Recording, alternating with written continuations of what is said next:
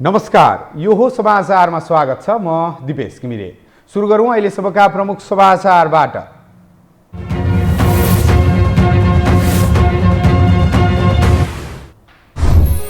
एमाले कार्यदलको बैठकमा आज पनि जुटेन सहमति। संसद विघटनको मुद्दामा सहमति जुट्न बाँकी। छलफल सकारात्मक रहेकाले भोलिसम्म सहमतिमा पुग्ने नेताहरूको दाबी। प्रचण्डद्वारा देउवा र नेपालसँग भेटवार्ता। देउवालाई एमालेमा सहमति जुट्ने दर। अदालतको मुद्दालाई प्रभावित हुने गरी ओलीसँग सम्झौता नगर्ने नेपालको भनाइ। सभापतिका लागि काङ्ग्रेसका शीर्ष नेताहरूको दौडधुप तीव्र। नेतृत्व परिवर्तन अत्यावश्यक रहेको पौडेलको दाबी। महाधिवेशनपछि दोस्रो पुस्ताले नेतृत्व लिने शशाङ्कको जिकिर। मेलम्चीका बाढी पीडितलाई 50,000 राहत उपलब्ध गराउने प्रधानमन्त्रीको घोषणा। घर निर्माणमा 5 लाख सहयोग गरिने। पुल र विद्यालय सरकारले नै बनाउने दाबी।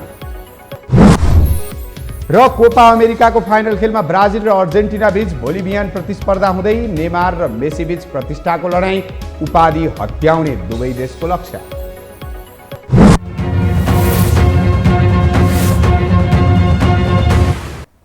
अब समाचार विस्तारमा।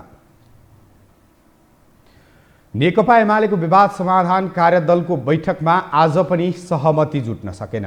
आज सिंहदरबारमा बसेको बैठकमा मिल्न बाँकी विषयमा छलफल भएको थियो। पार्टी एकतामा समस्या के थिए, कसरी समाधान गर्ने भन्ने छलफल भएको भन्दै कार्यदलका सदस्य गोकर्ण विष्टले भोलिसम्म सहमति जुट्ने बताउनु भयो। पछिल्ला दिनहरूमा कार्यदलका सदस्यहरूले सहमति नजिक पुगेको दाबी गरे पनि सर्वोच्च अदालतमा विचाराधीन संसद विघटनको मुद्दामा के गर्ने भन्ने समझदारी जुट्न सकेको छैन।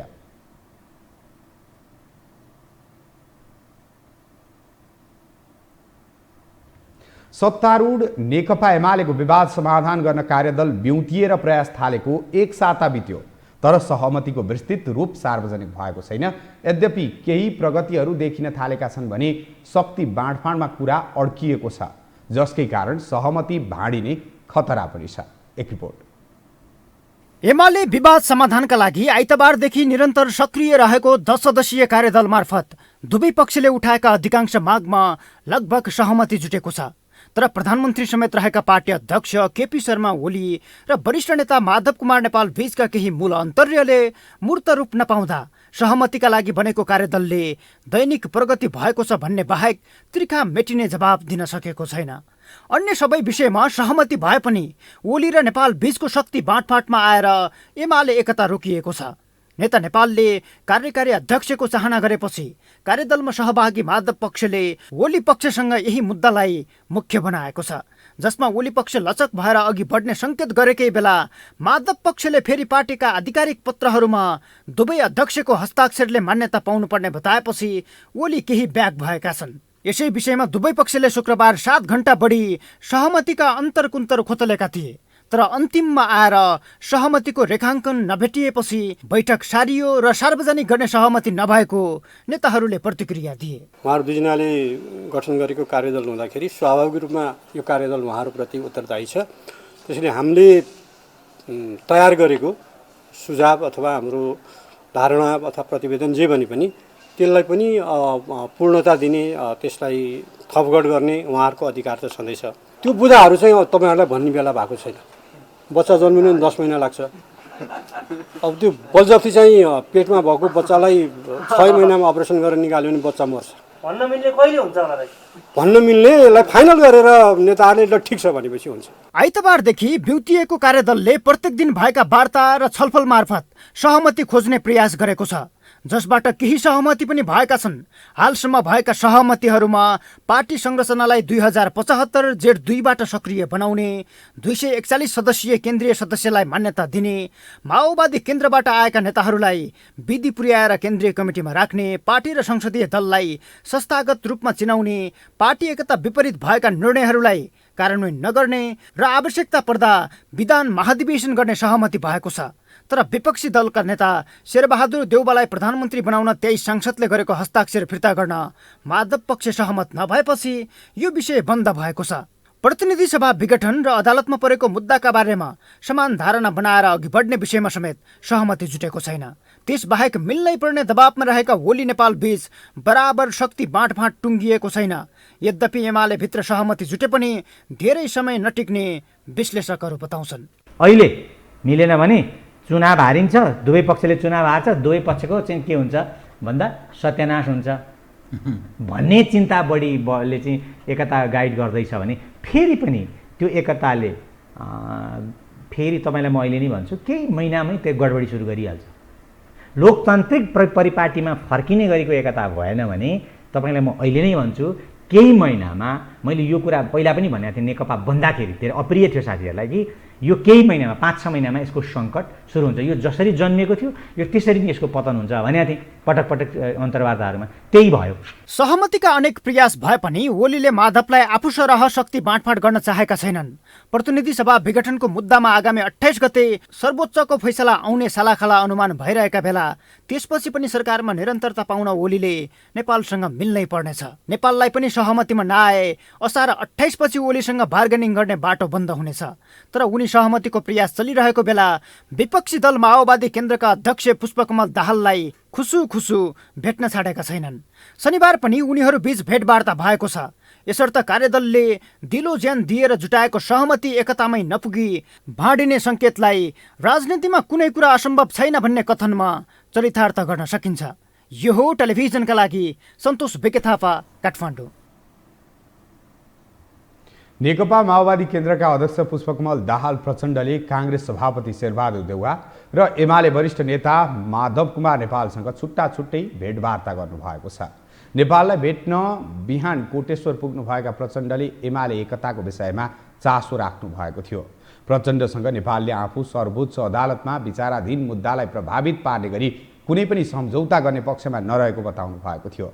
एमालेको वार्ता कार्यदलले सहमतिको मस्यौदा तयार पारेको अवस्थामा प्रचण्डले नेता नेपाललाई भेटेपछि एमालेको ओली पक्षले असन्तुष्टि जनाएको छ। प्रचण्डले आजै दिउँसो नेपाली काङ्ग्रेसका सभापति शेरबहादुर देउवासँग भेटवार्ता गर्नुभएको छ। देउवासँगको भेटमा पनि समसामयिक राजनीतिक घटनाक्रमका बारेमा छलफल भएको बताइएको छ। उनीहरूबीच एमालेमा हुन लागेको सहमतिले विपक्षी गठबन्धनलाई पार्न सक्ने असरको बारेमा छलफल भएको बुझिएको छ। नेपाली काङ्ग्रेसका वरिष्ठ नेता रामचन्द्र पौडेलले पार्टी नेतृत्व परिवर्तन हुनु आवश्यक रहेको बताउनु भएको छ। आज क्रियाशील सदस्य छानबिन समितिले काम गरिरहेको ठाउँमा पुग्नुभएका नेता पौडेलले सभापति शेरबहादुर देउवाको नेतृत्व परिवर्तन गर्नुपर्ने आवश्यकता रहेको बताउनु भएको हो। उहाँले वर्तमान सभापतिको नेतृत्व परिवर्तन व्यक्ति परिवर्तन मात्रै नभएर प्रवृत्तिको परिवर्तन पनि भएकाले आसन्न महाधिवेशनले नेतृत्व परिवर्तन गर्ने बताउनु भयो। अहिले पार्टीमा अब चाहिँ यो डेमोक्रेसी भनेकै नेतृत्व चयन पनि एउटा कुरा हो होइन। अब अहिले नेतृत्व जसले शेरबहादुरजीले जो गरिराख्नु भएको छ होइन, उहाँको नेतृत्वमा हामी चाहिँ परिवर्तन चाहन्छौँ होइन। अब उहाँको नेतृत्वको परिवर्तन भनेको यो प्रवृत्तिको परिवर्तन पनि हो र हामी त्यो परिवर्तनको लागि जो चाहिँ परिवर्तनको एजेन्डा लिएर जो अगाडि बढेका छौँ, हाम्रो बिचमा एउटा उम्मेदवार बनाउने कुरामा हामी प्रयत्न गरिरहेका छौँ। नेता पौडेलले पार्टीको आगामी नेतृत्व लिने व्यक्तिका लागि आफ्नो समूहबाट साझा उम्मेदवार बनाउने कोसिस भइरहेको पनि बताउनु भयो। भदौ 23 अघि पार्टीको महाधिवेशन नगरी संविधान विपरीत हुने र पार्टीमाथि नै प्रश्न चिन्ह खडा हुने भएकाले तोकिएको मितिमा महाधिवेशन गर्नुको विकल्प नभएको नेता पौडेलले बताउनु भएको छ।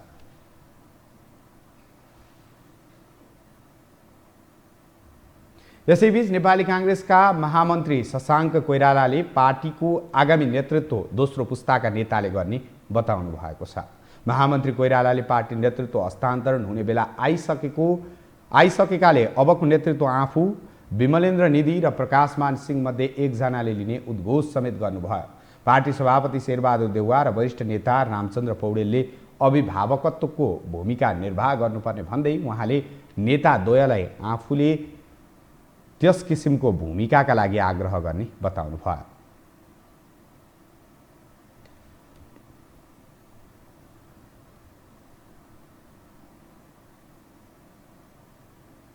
मैले के भने हामीले यो हामी 3 जना भयो 5 जना गरौँ, 5 जना एउटा 7 जना गरौँ, ताकि हामी एउटै सूत्रमा बाँध्न सकौँ भन्ने धारणा हाम्रो थियो। तर यतातिर आएर हाम्रो बिचमा अहिले केही छलफल चाहिँ भएको छैन। हामीले चाहिँ भनेको के भने हामी 3 जना एक ठाउँमा भयो भने एउटा वेग पनि आउँछ र पार्टी सङ्गठनलाई राम्रो गर्छ भन्ने दृष्टिकोणले नै गर्नुभएको रहेछ विमलेन दिदीले, राम्रो पनि भयो। महामन्त्री कोइरालाले तेरो र मेरो भन्ने स्वभावका कारण सभापति देउवा पार्टीको सफल सभापति बन्न नसकेको टिप्पणी समेत गर्नुभयो।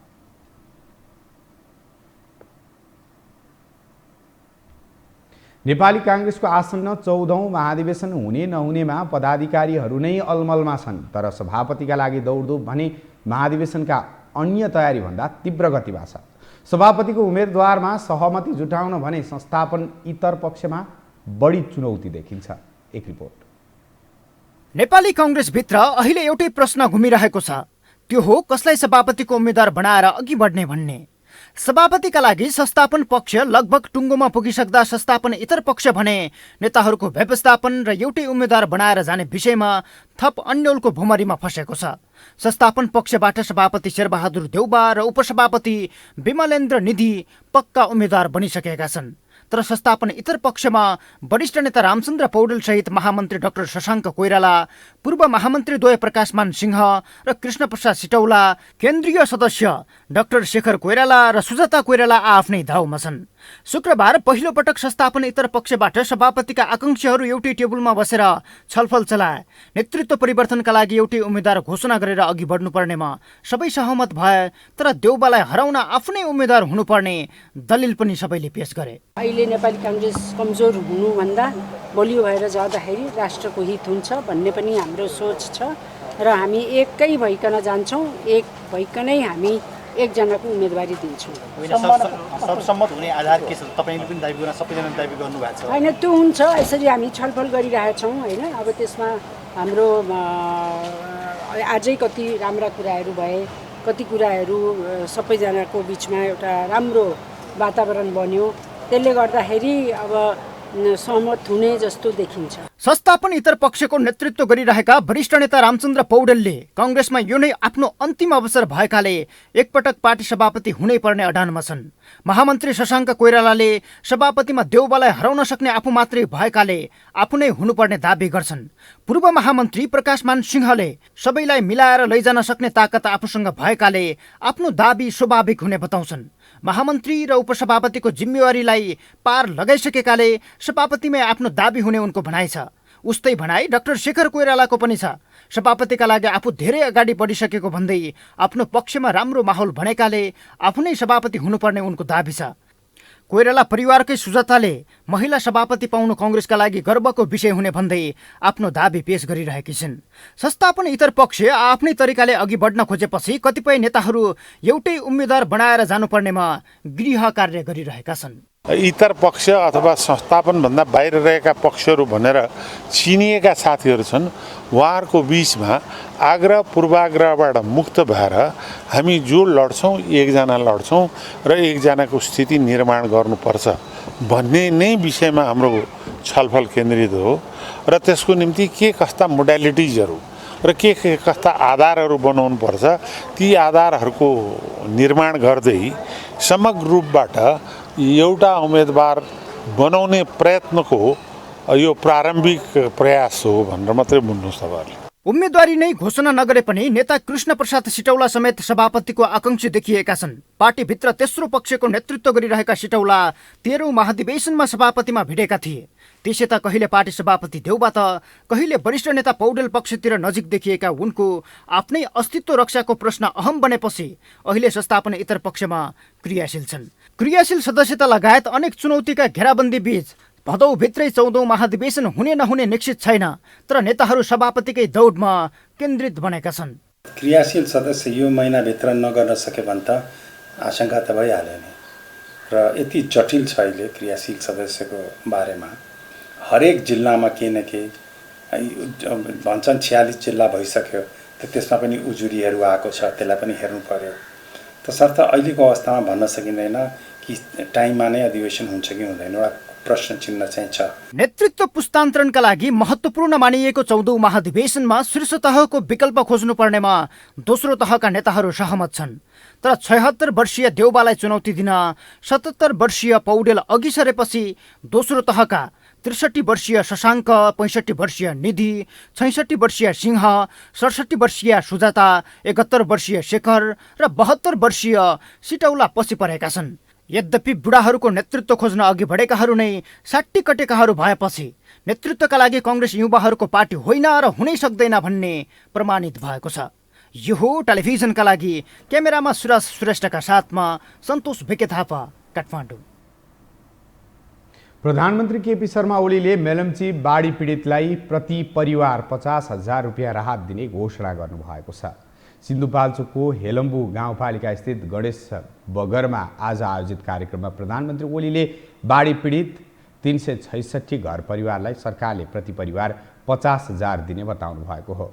उहाँले तत्काल पीडित परिवारलाई 50,000 का दरले राहत उपलब्ध गराउने बताउँदै निर्माणका लागि हिमाली भेगमा 5 लाख, पहाडी भेगमा 4 लाख र तराई भेगमा 3 लाख रुपियाँ उपलब्ध गराउने प्रतिबद्धता समेत व्यक्त गर्नुभयो। प्रधानमन्त्री ओलीले बाढीले भत्काएको पुल र विद्यालय सरकारले बनाउने घोषणा पनि गर्नुभएको छ। हरेक पीडित परिवारलाई जसको घर भत्किएको छ, बगेको छ, ढलेको छ, यस्तो परिवारलाई तत्काल 50,000 र आवश्यक पर्ने जति जस्ता पाता पुग्छ त्यो 1500 बन्डल भनेको तपाईँहरूले 1000 बन्डल माग्नुभएको थियो, हामीले त्यसको डेढा थपेर भनेका छौँ। आवश्यक जति 1000 बन्डल मागिएकोमा हामीले 1500 बन्डल दिन्छौँ भनेको। जति चाहिन्छ त्यो जस्ता पाता त्यो पुरा हुने गरी गर्न सकिन्छ। अर्को पुल निर्माण गर्ने जुन बगेको पुल छ त्यसलाई निर्माण गर्ने कुरादेखि लिएर साथीहरूको त्यहाँ बेली ब्रिज भन्ने कुरा छ, बेली ब्रिज होइन, बेली ब्रिज राख्दा ओर्दा अर्कै पुल पनि तयार गर्न सकिन्छ, सडक पुल तयार गर्न सकिन्छ भन्ने अलिकति समयमा त्यो तयार हुन सक्छ भन्ने खालको साथीहरूको छ। या नजिकै बेली ब्रिज राखेर अनि यदि निर्माण कार्य अलिकति समय लाग्छ भने त्यो गर्न सकिन्छ। प्रधानमन्त्री ओली मेलम्चीमा बाढी आएको 26 दिनपछि नेपाली सेनाको हेलिकप्टरबाट 12 सदस्य टोलीसहित आज स्थलगत अवलोकनमा जानुभएको थियो।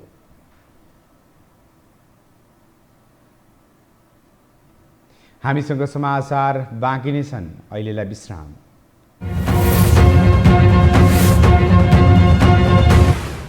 विश्रामपछि स्वागत छ। अब बाँकी समाचार।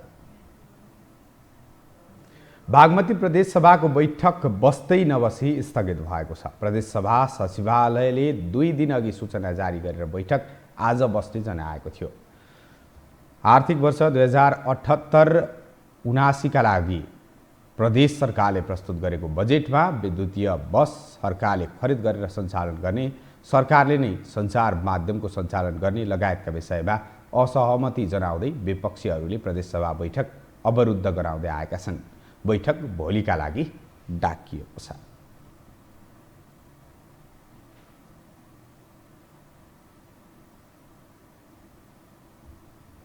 नेकपा एमालेका नेता टोप बहादुर रायमाझीले नेकपा माओवादी केन्द्रका अध्यक्ष पुष्पकमल दाहाल प्रचण्डलाई स्वघोषित नेताको आरोप लगाउनु भएको छ।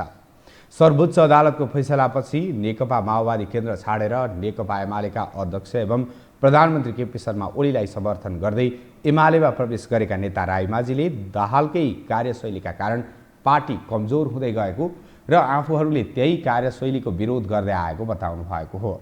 सङ्घीय राजधानी काठमाडौँमा आज आयोजित कार्यक्रममा नेता रायमाझीले 69 सालमा माओवादीको नाम मात्रको महाधिवेशन गरिएको टिप्पणी समेत गर्नुभयो।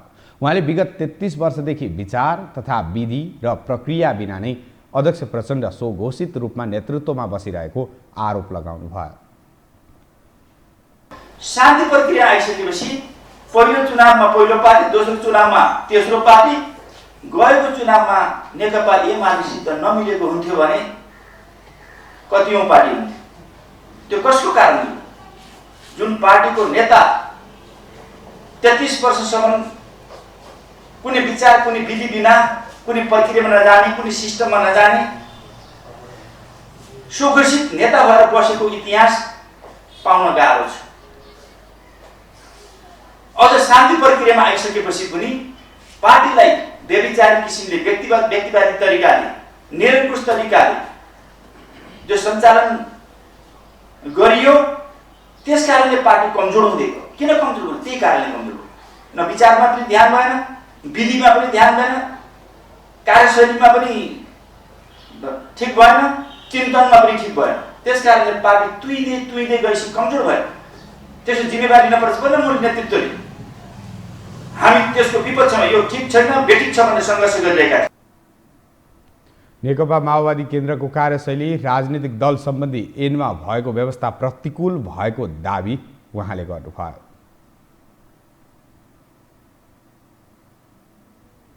पछिल्लो 24 घण्टामा नेपालमा 2169 जनामा कोरोना संक्रमण पुष्टि भएको छ। स्वास्थ्य तथा जनसङ्ख्या मन्त्रालयका अनुसार पीसीआर विधिबाट 1353 र एन्टिजेन विधिबाट 816 जनामा संक्रमण पुष्टि भएको हो। जस्तै थप 1432 जना संक्रमण मुक्त भएका छन्। त्यस्तै थप 22 जनाको मृत्यु भएको छ। यससँगै नेपालमा कोरोनाबाट ज्यान गुमाउनेको कुल सङ्ख्या 9362 पुगेको छ। नेपालमा हाल कोरोनाका सक्रिय संक्रमित 26489 जना रहेका छन्।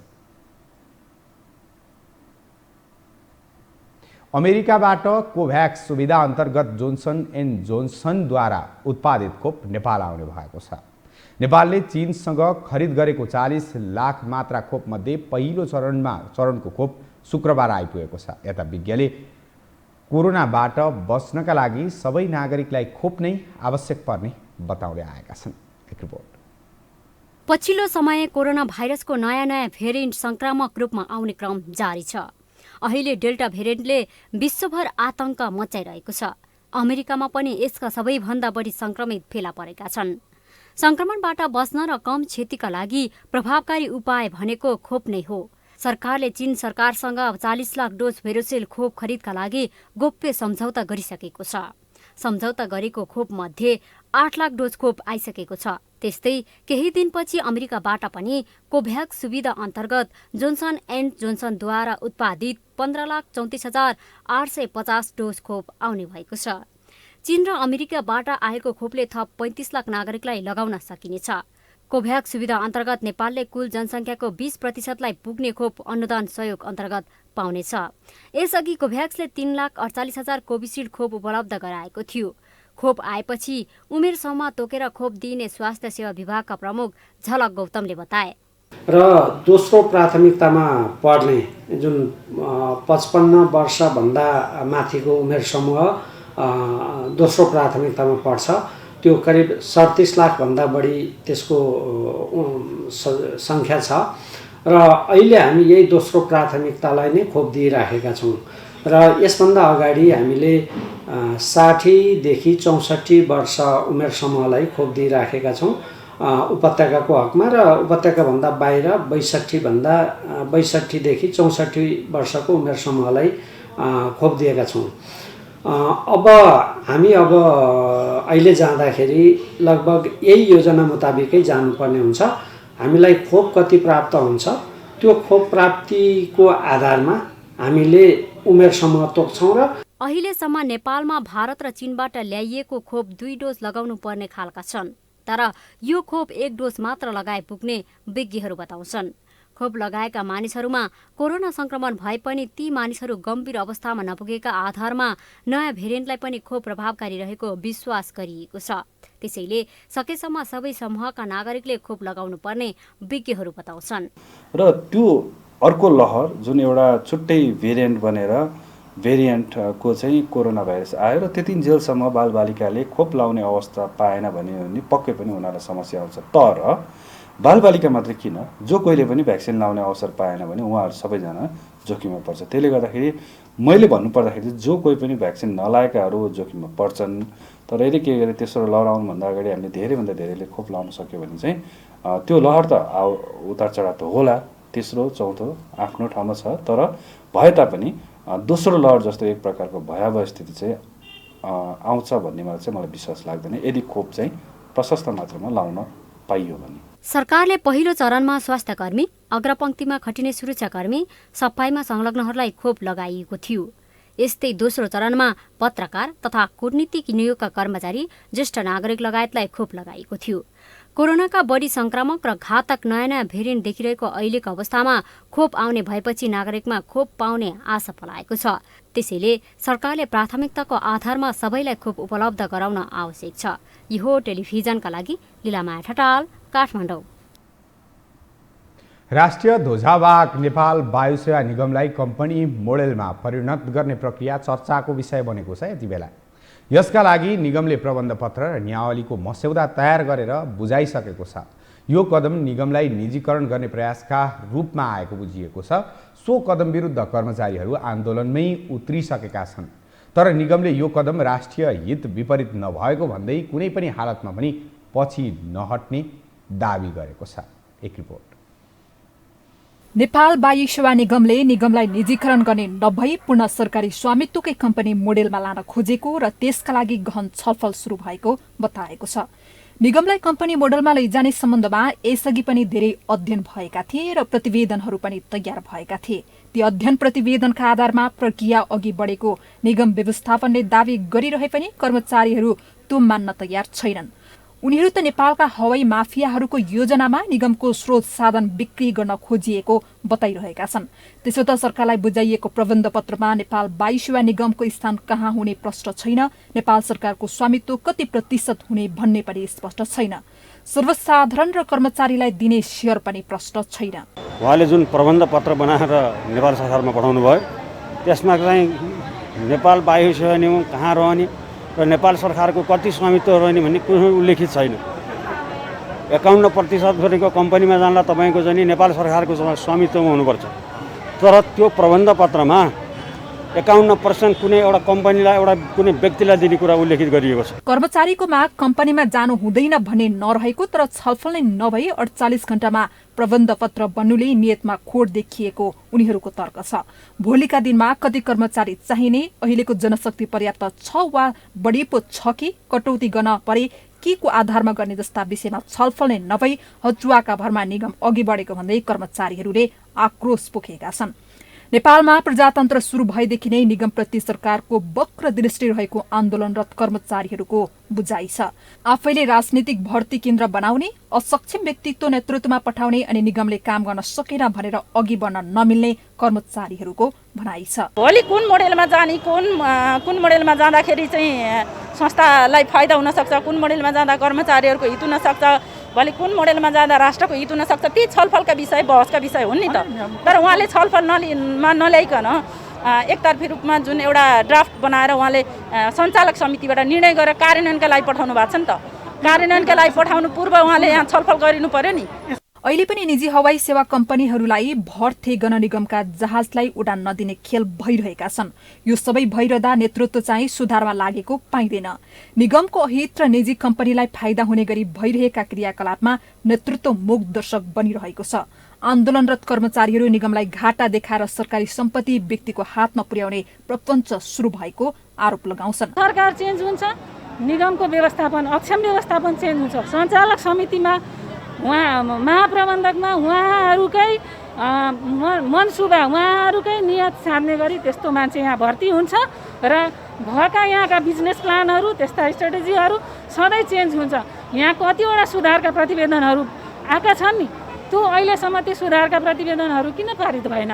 उहाँहरूले गर्न सक्नु पर्थ्यो नि। अहिले निगमसँग सञ्चालनमा रहेका 4 वाइड बडी र 2वटा ट्विनेटर गरेर 6 विमान छन्। निगमले 28वटा कम्पनीको ग्राउन्ड ह्यान्डलिङ समेत गर्दै आएको छ। त्यसो त यस कदम विरुद्ध कर्मचारीले असन्तुष्ट बनिरहेका बेला निगम भने कुनै पनि हालतमा पछि नहट्ने रणनीतिमा छ। नेपाल वायु सेवा निगमको आज 47 अरबको ऋण छ हैन। 2 वर्ष अगाडि गरेको भ्यालुएसनको हिसाबले गर्ने हो भने नेटवर्थ हाम्रो नेगेटिभ छ। ऋण तिरेर जति पैसा बच्छ त्यो चाहिँ अनि हामीले 50 अरब मध्ये कति हामीले हाल्न सकिन्छ, न्यूनतम 51% सरकारले, त्योभन्दा माथि कति सकिन्छ अनि 7 वर्षसम्म भनेको छौँ हामीले। त त्यसरी चाहिँ लगानी गर्ने हो। यसमा कुनै लिङ्क छैन। यो बुझेका मान्छेहरू यो के हो भन्ने बुझेका मान्छेहरू त हाँसेका होला त्यो संसार पढ्दा सुन्दाखेरि। निगम सञ्चालक समितिले 13 असारमा प्रबन्ध पत्र र नियमावली स्वीकृत गरेर अर्थ मन्त्रालय पठाएको छ। अर्थले मन्त्री परिषदमा पठाएर निर्णय भएमा निगम कम्पनी मोडलमा जानेछ। यो प्रक्रिया द्रुत गतिमा भइरहेको देखिन्छ। कर्मचारीहरू पनि यति द्रुत गतिबाट बढी सशंकित भएका छन्। अब पालो आर्थिक समाचारको।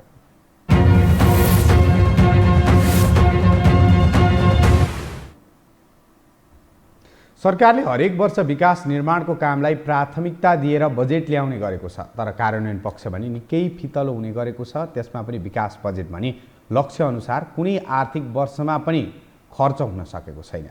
चालु आर्थिक वर्षमा पनि विकास बजेट करिब 55% मात्रै खर्च भएको छ। एक रिपोर्ट। चालु आर्थिक वर्ष सकिन अब केही दिन मात्र बाँकी छ। आर्थिक वर्ष सकिँदा वर्षभरिको आर्थिक कारोबार पनि बन्द गर्नुपर्छ। लक्ष्य अनुसारको सबै खर्च पनि भइसक्नुपर्छ। त्यसमध्ये पनि पुँजीगत बजेट अर्थात् विकास खर्चको कारोबार पनि शुक्रबार नै बन्द भएको छ। चालु आर्थिक वर्षमा पनि पुरानै इतिहास दोहोरिएको छ। विकास बजेट खर्च गर्ने समय सकिएको दिन पुँजीगत खर्च भने 54.57% मात्रै भएको छ। यानि कि यसपालि पनि सरकारले करिब 45% विकास बजेट खर्च गर्न सकेन। बजेटमा देशको मूल समस्या समाधान गर्न केन्द्रित हुनुपर्नेमा सरकारमा सहभागी मन्त्रीमुखी बजेटले प्राथमिकता पाएका कारण खर्च हुन नसकेको तर्क हुन थालेको छ। सरकारी नियम कानून र प्रक्रियाका कारण जति अघिबाट सुरसार गरे पनि हरेक वर्षको असारमा मात्र काम गर्ने परिपाटीको अन्त्य अझै हुन नसक्नु विडम्बना भएको पूर्व अर्थ सचिव शान्ताराज सुवेदी बताउँछन्। आयोजनामा कार्यक्रममा उद्देश्य अनुसार खर्च नहुने अब अर्कोतिर सिफ्ट गर्न सक्ने समस्या छ। अर्थ मन्त्रालयले झेल्नुपर्ने यो बजेटको चुनौती हो। विगत 5 वर्षको तथ्याङ्क हेर्ने हो भने पुँजीगत बजेट मात्रै 35% भन्दा बढी रकम मात्र भएको छ। चालु अब त्यही हिसाबले छ। कुल बजेटको 23.8% त बजेट हामीले रकमान्तर गरेका छौँ भनेपछि यसले हाम्रो के देखाउँछ भने अब रुट कजमा जाने विनियोजन कुशलता नभएको, आयोजनाको प्राथमिकता निर्धारण गर्न नसकेको त्यो विषय आफ्नो ठाउँमा छन्। तर यो वर्षको बजेट कार्यान्वयनमा देखिने चुनौतीको रूपमा हेर्दा यो चाहिँ अर्को अत्यन्त ठुलो चुनौती छ बजेट कार्यान्वयनलाई, अर्थ मन्त्रालयलाई। महालेखा नियन्त्रण कार्यालयको तथ्याङ्क अनुसार चालु आर्थिक वर्षमा पनि विनियोजित कुल पुँजीगत खर्च 3,52,91,75,75,00,000 हो। त्यसमध्ये चालु आर्थिक वर्षमा 54.57% अर्थात् 1,92,59,01,00,000 मात्रै खर्च भएको छ। चालु आर्थिक वर्षमा नै लक्ष्य अनुसार खर्च गर्न नसकेको सरकारले आगामी आर्थिक वर्षमा भने बजेट कार्यान्वयनमा खरो रूपमा प्रस्तुत हुने रटान थालिसकेको छ। अर्थमन्त्री विष्णु प्रसाद पौडेलले आगामी आर्थिक वर्षको बजेट कार्यान्वयनमा खरो रूपमा प्रस्तुत भई गतिलो नतिजा ल्याउने दावी गरेका छन्। सबैसँगको समन्वयमा बजेट कार्यान्वयनमा राम्रो नतिजा ल्याउन सकिने उनको तर्क छ। निर्माणाधीन अवस्थामा रहेका केही महत्त्वपूर्ण पूर्वाधार आयोजनाहरूलाई गति प्रदान गर्ने र तिनीहरूलाई शीघ्र सम्पन्न गर्ने, त्यसतर्फ र केही महत्त्वपूर्ण दूरगामी महत्त्वका केही महत्त्वपूर्ण पूर्वाधार आयोजनाहरू आरम्भ गर्ने, त्यस हिसाबले पनि यो कार्यक्रमहरू र विनियोजनहरू यसले अघि सारेको छ। र म के ठान्दछु भने पूर्वाधार का आयोजनाहरूमा गरिने लगानीले रोजगारीका अवसरहरू सृजना गर्ने र तात्कालिक रूपमा कोभिड महामारीले सृजना गरेका चुनौतीहरूलाई सामना गर्ने काम पनि मद्दत पुर्याउने काम गर्दछ भन्ने विश्वासका साथमा, विश्लेषणका साथमा पूर्वाधार आयोजनाहरूमा पनि यथेष्ट ध्यान दिएको र लगानी केन्द्रित गरिएको। पुँजीगत खर्चमा देखिएको निराशाजनक अवस्था यस वर्षमा मात्र होइन, विगतमा पनि 55-60% को हाराहारीमा मात्रै खर्च भएको देखिन्छ। विगत 5 वर्षको बजेटलाई हेर्ने हो भने पनि सरकारले पुँजीगत खर्च 55% भन्दा बढी खर्चेको देखिँदैन। विकास बजेट किन अधिकतम खर्च हुन सक्दैन भन्ने विषयमा लामै बहस र छलफल पनि भइसकेको छ। समस्या पहिचान गरेर पनि त्यसको समाधान खोज्न भने कुनै नेतृत्वले प्राथमिकता दिएको देखिँदैन। जेठमा बजेट ल्याए पनि कार्यान्वयन गर्नका लागि 5 महिनापछि अर्थात् मङ्सिरबाट मात्र बल्ल सुरसार हुने गर्छ। विकास बजेट लक्ष्य अनुसार खर्च हुन नसक्नुको कारण कर्मचारी तन्त्रमा देखिएको ढिलासुस्ती र सार्वजनिक खरिद प्रक्रियाको उल्झन पनि हो। यसलाई सुधार्न नीतिगत रूपमा सुधार गरेर अघि बढ्न सरकारका सबै संयन्त्रले जाँगर देखाउन जरुरी देखिन्छ। यो हो समाचारका लागि बिजनेस ब्युरोको रिपोर्ट। हामीसँग अन्तर्राष्ट्रिय र खेल समाचार बाँकी नै छन्। अहिलेलाई विश्राम।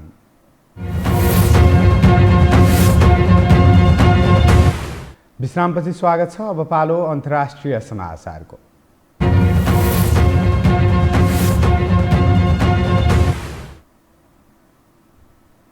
अमेरिकाले थप 14 चिनिया कम्पनीलाई प्रतिबन्धको सूचीमा राख्ने निर्णय गरेको छ।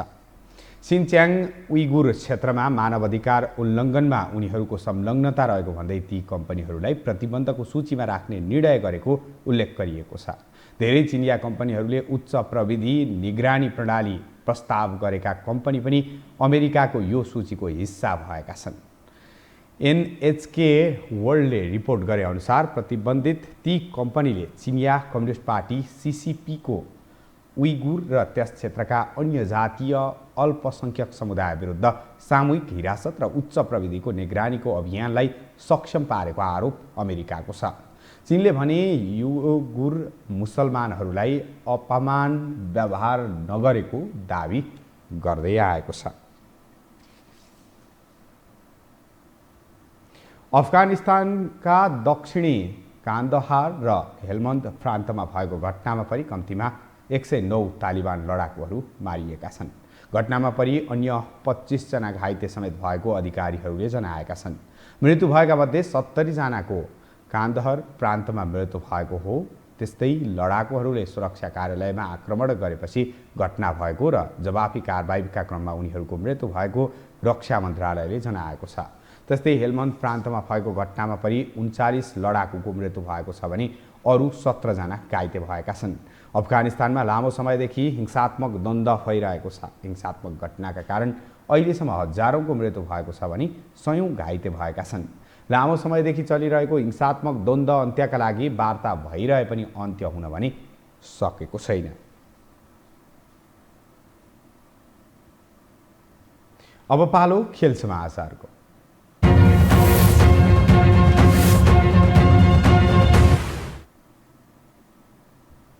नेपालले 13औं संस्करणको दक्षिण एसियाली फुटबल प्रतियोगिता साफ आयोजनाको तयारी गरेको छ। आयोजक राष्ट्र बङ्गलादेशले प्रतियोगिताबाट हात झिकेको जानकारी गराएसँगै नेपालले साफ आयोजनामा दावी प्रस्तुत गरेको हो। सोही अनुरूप अखिल नेपाल फुटबल सङ्घ एन्फाले साफ आयोजनाको तयारी थालेको छ। आयोजक बङ्गलादेशले कोरोनाको असर, मुख्य प्रायोजकको खडेरी र बङ्गबन्धु रङ्गशालाको पुनर्निर्माण यसै वर्ष गर्नुपर्ने भएकाले प्रतियोगिता आयोजना गर्न नसक्ने बताइसकेको छ। बङ्गलादेशले प्रतियोगिताको आयोजनाबाट हात झिकेपछि नेपाल र श्रीलङ्काले साफ आयोजनामा सहभागी प्रस्तुत गरेका छन्। यता साफको तयारीका लागि नेपालले प्रशिक्षक समेत नियुक्ति गरिसकेको छ। जब फुटबलको नाम आउँछ तब पेले र म्याराडोनाको नाम पनि सँगै जोडिएर आउँछ। विश्व फुटबल र यी दुई नाम पर्याय जस्तै बनिसकेका छन्। भोलि यिनै पर्याय बनेका दुई खेलाडीका राष्ट्रबीच कोपा अमेरिकाको फाइनल खेल हुँदैछ। एक रिपोर्ट। फाइनल खेलमा साथी भनेर हुन्छ त हाम्रो मित्रता त दाउमा हुनेछ। विश्वका चर्चित ब्राजिलियन खेलाडी नेमारले आइतबार हुने कोपा अमेरिका फुटबल फाइनल अघि दिएको प्रतिक्रिया हो यो। स्पेनिस क्लब बार्सिलोनामा 4 वर्ष सँगै बिताएका नेमार र अर्जेन्टिनाका कप्तान मेसीको व्यक्तिगत सम्बन्धको बारे सबै फुटबल प्रेमीहरू जानकार नै छन्। उनीहरूको साथीत्वको हर कोहीले प्रशंसा गर्छन्, तर जब कुरा राष्ट्रको आउँछ त्यसमा साथीको सम्बन्धभन्दा माथि देशभक्ति हुन्छ भन्ने नेमारको यस भनाइले पुष्टि गर्छ। मेसीले आफ्नो 16 वर्ष क्लब जीवनमा फुटबलमा जित्न सकिने सम्पूर्ण उपाधि जितिसकेका छन्। उनले जित्न बाँकी अन्तर्राष्ट्रिय स्तरको ठूलो उपाधि मात्रै हो। मेसीको आलोचनाको विषय पनि यसैलाई लिने गरिन्छ। मेसीको फुटबल करियरमा केहीको कमी छ भने अर्जेन्टिनाबाट महत्त्वपूर्ण उपाधि नै हो। त्यसो त मेसीले उमेर समूहमा र ओलम्पिकमा राष्ट्रका लागि उपाधि जितिसकेका छन्। त्यस्तै मेसीले जस्तै नेमारले पनि ओलम्पिकमा बाहेक अरूमा अन्तर्राष्ट्रिय उपाधि जित्न सकेका छैनन्। उनले सन् 2016 मा आफ्नो घरमा भएको ओलम्पिकमा ल्याएको गोल्ड मेडल नै देशका लागि दिएको सबैभन्दा ठूलो अन्तर्राष्ट्रिय उपाधि हो। त्यसैले दुई स्टार कोपा जित्न आतुर छन् र दबावमा पनि। मेसीले राष्ट्रका लागि उत्कृष्ट प्रदर्शन गरे पनि उनी उपाधि हासिल गर्न भने अहिलेसम्म असफल नै छन्। हुन त मेसीले अर्जेन्टिनालाई ठूलो उपाधि दिलाउने मौका पाएको यो पहिलो पटक भने होइन। यसअघि पनि 2007 को कोपा, 2014 को विश्वकप, 2015 र 16 को कोपा अमेरिकाको फाइनलमा पुगेर उपाधिबाट वञ्चित भएका थिए।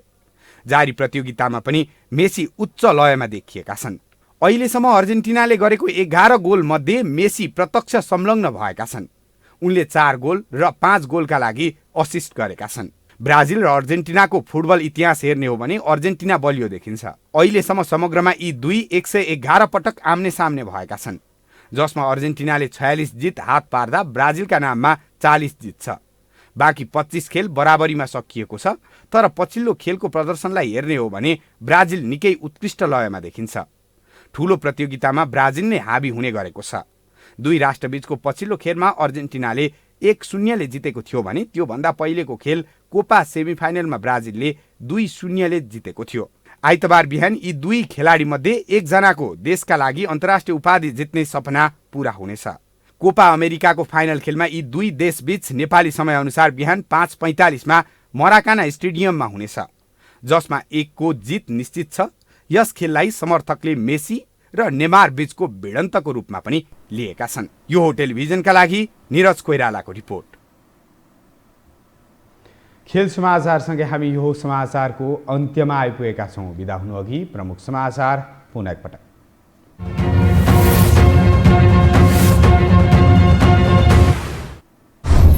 एमाले कार्यदलको बैठकमा आज पनि जुटेन सहमति। संसद विघटनको मुद्दामा सहमति जुट्न बाँकी। छलफल सकारात्मक रहेकाले भोलिसम्म सहमतिमा पुग्ने नेताहरूको दाबी। प्रचण्डद्वारा देउवा र नेपालसँग भेटवार्ता। देउवालाई एमालेमा सहमति जुट्ने डर। अदालतको मुद्दालाई प्रभावित हुने गरी ओलीसँग सम्झौता नगर्ने नेपालको भनाइ। सभापतिका लागि काङ्ग्रेसमा शीर्ष नेताहरूको दौडधुप तीव्र। नेतृत्व परिवर्तन अत्यावश्यक रहेको पौडेलको दाबी। महाधिवेशनपछि दोस्रो पुस्ताले नेतृत्व लिने शशाङ्कको। मेलम्चीका बाढी पीडितलाई 50,000 राहत उपलब्ध गराउने प्रधानमन्त्रीको घोषणा। घर निर्माणमा 5 लाख सहयोग गरिने। पुल र विद्यालय सरकारले नै बनाउने दाबी। र कोपा अमेरिकाको फाइनल खेलमा ब्राजिल र अर्जेन्टिना बीच भोलि बिहान प्रतिस्पर्धा हुँदै। नेमार र मेसी बीच प्रतिष्ठाको लडाईँ। उपाधि हत्याउने दुवै देशको लक्ष्य।